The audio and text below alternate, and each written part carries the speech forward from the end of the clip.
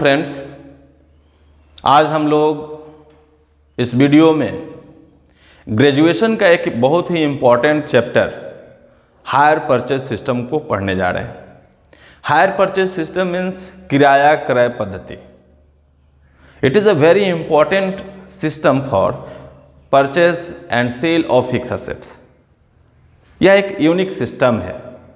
इसमें जो क्रेता होता है, परचेजर होता है, उसे हम हायर परचेजर कहते हैं, और जो विक्रेता होता है, सेलर होता है, वेंडर होता है, उसे हायर वेंडर कहते हैं।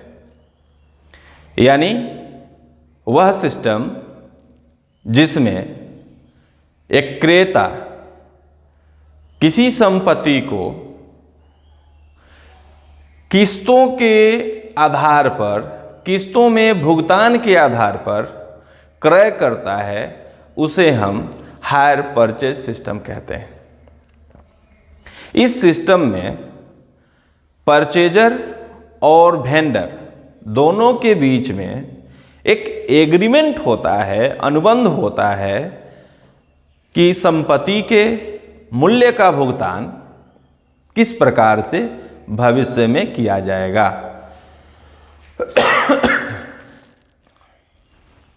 हायर परचेजर जो किस्त का भुगतान करता है, उसके लिए समय निर्धारित कर दिया जाता है।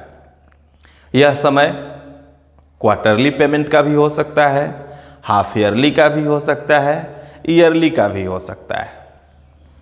तो इसमें जो हायर परचेजर है और हायर वेंडर है, ये दो मेन पार्टीज होते हैं, और इन्हीं के बुक में हमें अकाउंट्स बनाने होते हैं, जर्नल एंट्री करने होते हैं कि कौन कौन से स्टेप पर क्या जर्नल एंट्री होगा। एक बार फिर से हम हायर परचेज सिस्टम के परिभाषा के ऊपर गौर करते हैं।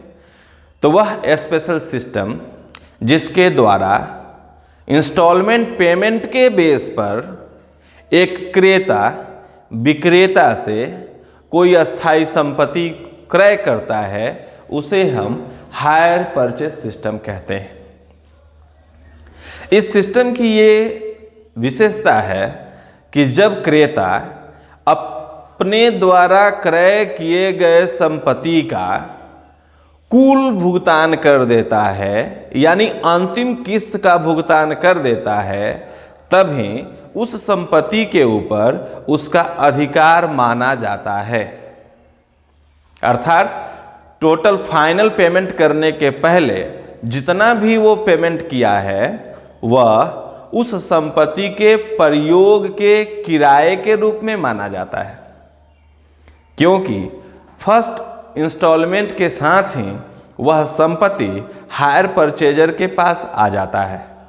इस प्रकार उस संपत्ति के प्रयोग का अधिकार हायर परचेजर को मिल जाता है, लेकिन उसका ओनरशिप ट्रांसफर लास्ट पेमेंट के बाद होता है।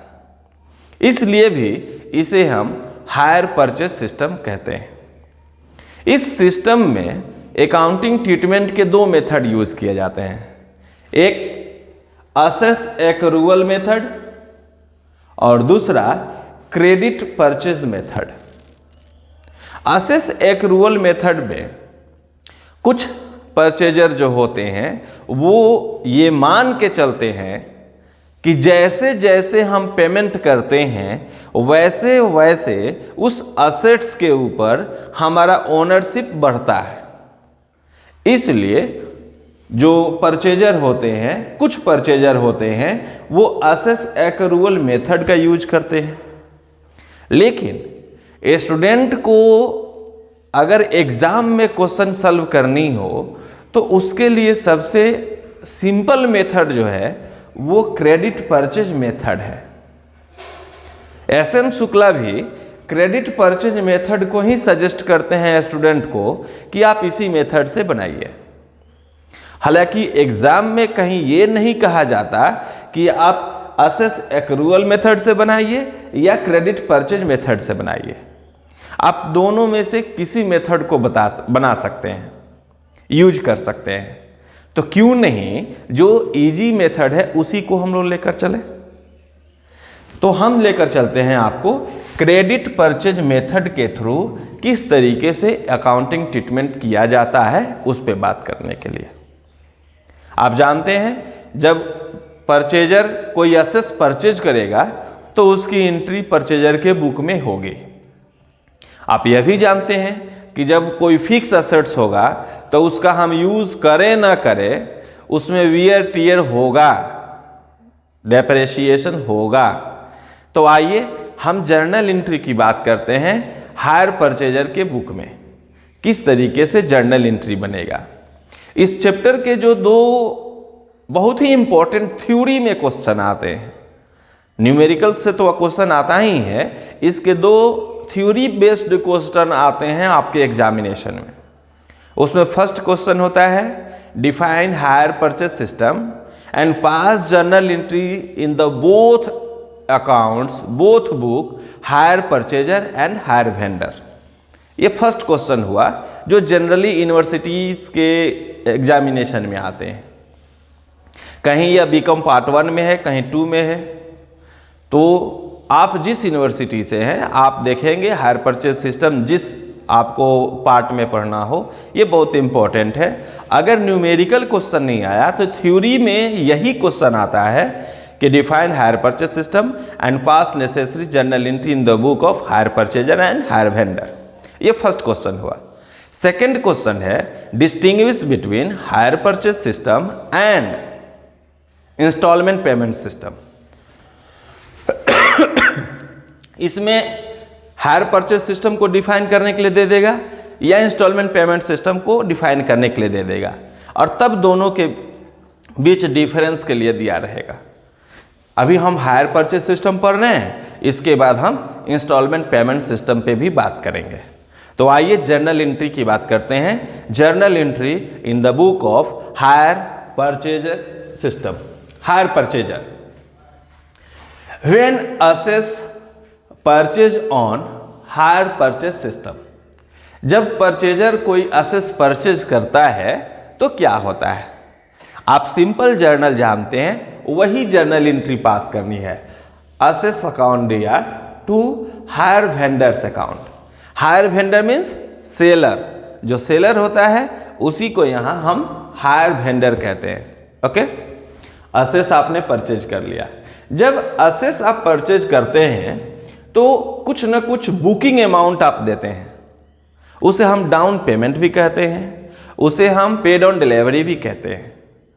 तो जो भी आप बुकिंग अमाउंट पे करते हैं उसके लिए हम जर्नल एंट्री बनाते हैं हायर वेंडर अकाउंट दिया टू बैंक अकाउंट। ये बुकिंग अमाउंट के लिए है, पेड ऑन डिलीवरी के लिए है, या अमाउंट पेड ऑन एग्रीमेंट के लिए है।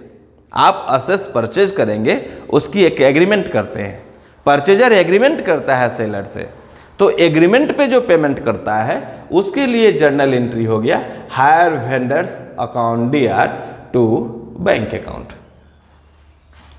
Third, when interest due. अब जितना अमाउंट ड्यू रहा, चूंकि ये तो आपने बुकिंग अमाउंट पे करके असेस को अपने यहां ले लिया, अब जितना अमाउंट ड्यू रहा उस पर एक पार्टिकुलर रेट से हायर वेंडर जो है इंटरेस्ट चार्ज करता है ड्यूज अमाउंट पे। तो जो इंटरेस्ट वो चार्ज करता है उस इंटरेस्ट का पेमेंट हायर परचेजर को करनी होती है। उसके लिए when interest due, interest account दिया टू हायर वेंडर्स अकाउंट। अब इंस्टॉलमेंट पेमेंट की बात हो गई। आप यहां बुकिंग अमाउंट दिए थे, अब आप इंस्टॉलमेंट पेमेंट करने चलेंगे। तो जब इंस्टॉलमेंट पेमेंट करने चलेंगे तो हायर वेंडर्स अकाउंट दिया टू बैंक अकाउंट। ये आपने इंस्टॉलमेंट का पेमेंट किया। इंस्टॉलमेंट पेमेंट के बाद आप उस असेट्स पर जिस दिन आपके यहाँ असेट्स की एंट्री होती है, जिस दिन असेट्स आपके हैंड में आता है, उसी दिन से असेट्स पे डेप्रिसिएशन शुरू हो जाता है। तो आप डेप्रिसिएशन चार्ज करेंगे, डेप्रिसिएशन अकाउंट दिया टू असेट्स अकाउंट। अब आप जानते हैं कि इंटरेस्ट जो है डेप्रिसिएशन जो है नॉमिनल अकाउंट है और नॉमिनल अकाउंट को क्लोज करने के लिए हम पीएल अकाउंट में ट्रांसफ़र करते हैं। उसके लिए वहाँ जर्नल बना है, when depreciation and interest transfer to PL account. तो profit and loss account BR to interest account to depreciation account. तो इस तरीके से ये जर्नल बनेगा और ये जर्नल बनेगा फर्स्ट ईयर में, जिस ईयर में असेस परचेज होगा उस ईयर में। लेकिन नेक्स्ट ईयर भी तो पेमेंट आपको करनी है, तो उसमें क्या क्या जर्नल एंट्री बनेगा। तो इतना जो जर्नल एंट्री बना, इसमें से आपने पहला जर्नल एंट्री बनाया असेस परचेज करने के लिए। तो सेकेंड ईयर में असेस परचेज तो होगा नहीं, ये फर्स्ट ईयर में ही होगा, इसलिए इसकी एंट्री हम नेक्स्ट ईयर में नहीं करेंगे। फिर सेकेंड है पेड ऑन डिलीवरी के लिए बुकिंग अमाउंट। तो बुकिंग अमाउंट असेस के होल लाइफ में एक ही बार न होता है, तो इसका भी आप एंट्री नहीं करेंगे। नेक्स्ट ईयर से आप एंट्री करेंगे interest due, instalment paid, depreciation charge and depreciation and interest transfer to PL account. तो first, second, third and fourth. तो आप देख रहे हैं फर्स्ट ईयर में जो एंट्री 6 है वही सेकेंड ईयर में 4 एंट्री हो गया, थर्ड ईयर में 4 एंट्री, फोर्थ ईयर में 4 एंट्री। कब तक चलेगा? जब तक कि असेस का फाइनल पेमेंट न हो जाए। तो इस तरीके से हम लोग जर्नल एंट्री पढ़े हायर परचेजर के बुक में। इसी प्रकार से हम जर्नल एंट्री पढ़ेंगे हायर वेंडर के बुक में। आइए देखते हैं। अब जर्नल एंट्री हम हायर वेंडर के बुक में देखते हैं। अभी हम लोग हायर परचेजर के बुक में जर्नल एंट्री किए थे और अब हायर वेंडर की बुक में कौन कौन सी एंट्री की जाती है। तो जो स्टेप्स हम हायर परचेजर के बुक में फॉलो करते हैं वही स्टेप्स, चूंकि ट्रांजैक्शन तो हायर परचेजर और हायर वेंडर के बीच में ही होता है, तो जितने स्टेप्स आप हायर परचेजर के बुक में नोट किए हैं अप्रोक्सीमेटली उतना ही हायर वेंडर के बुक में आएगा। एक आध एंट्री इधर उधर होगा। तो आइए देखते हैं। सबसे पहले when asset sold on HPS higher purchase system. कहीं कहीं स्टूडेंट इसको शॉर्ट में भी बात करते हैं, शॉर्ट में भी कॉल करते हैं, तो हायर परचेज सिस्टम HPS कहते हैं। तो जब वो असेट्स को सोल्व करेगा तो hire purchasers account DR to sales account. जो परचेजर होगा वो रिसीवर होगा और यहाँ टू सेल्स करेंगे। सेकंड है when signing amount receive. Signing amount means amount paid on delivery, booking amount. तो व्हेन साइनिंग अमाउंट रिसीव, तो वेंडर जब रिसीव करेगा तो bank account DR to hire purchasers account हो जाएगा। नेक्स्ट, साइनिंग अमाउंट के बाद वो इंस्टॉलमेंट रिसीव करे, इंटरेस्ट चार्ज करेगा।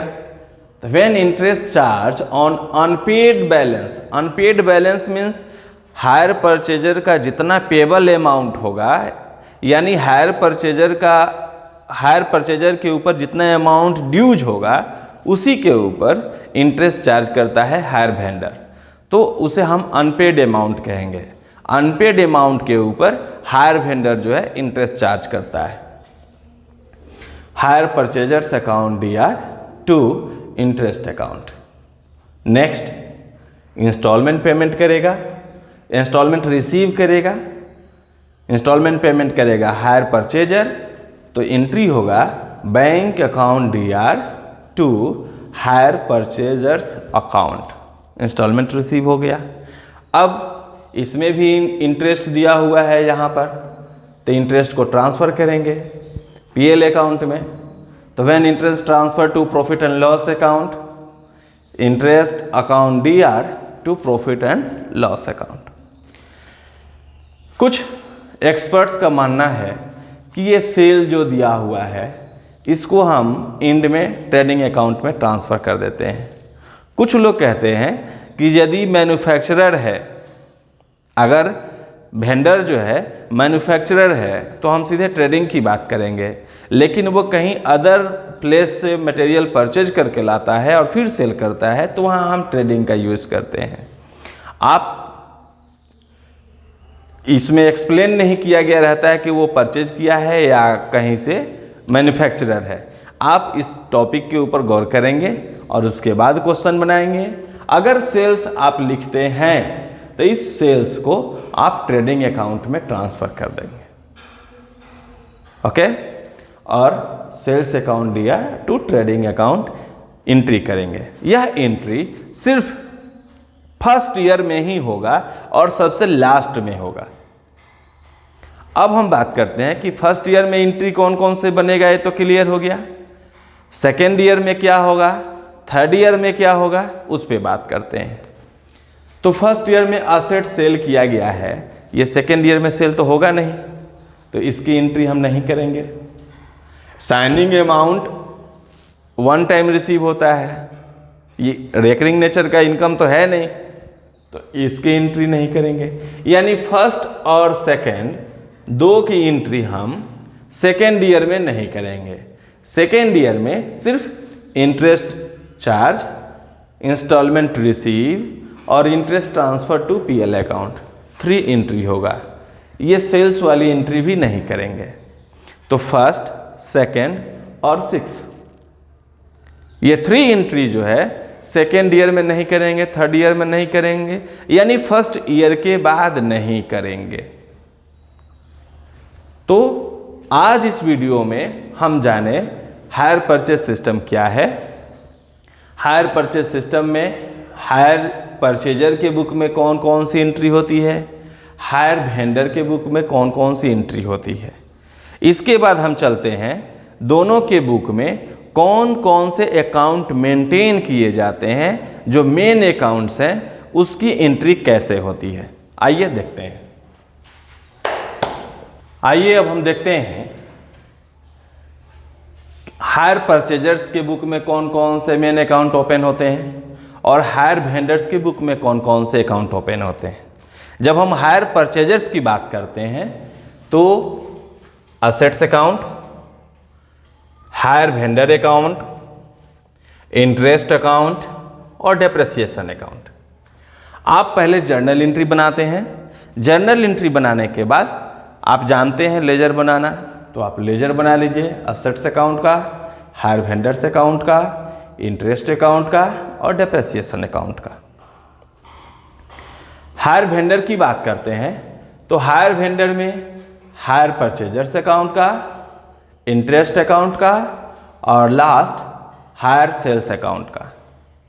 ये 3 बुक्स अकाउंट मेंटेन किए जाते हैं हायर वेंडर के बुक्स में और ये 4 अकाउंट मेंटेन किए जाते हैं हायर परचेजर्स के बुक में। तो इस तरीके से इस वीडियो में हम लोग आज जर्नल एंट्री पढ़े और मेन अकाउंट्स के बारे में जाने, हायर परचेज सिस्टम के बारे में जाने। हायर परचेज सिस्टम के चैप्टर में जो 2 मेन थ्योरी बेस्ड क्वेश्चन है जो आपके एग्जाम के लिए इम्पोर्टेंट है, उसको भी हमने बताया। आइए नेक्स्ट लेक्चर में हम इसके अकाउंटिंग ट्रीटमेंट को जानेंगे और उसमें कुछ क्वेश्चन और एग्जाम्पल्स आपको बताएंगे। तब तक आप इस वीडियो को देखते रहिए, लाइक कीजिए, शेयर कीजिए, सब्सक्राइब कीजिए और फिर मिलते हैं नेक्स्ट वीडियो में, नेक्स्ट लेक्चर में। Thank you.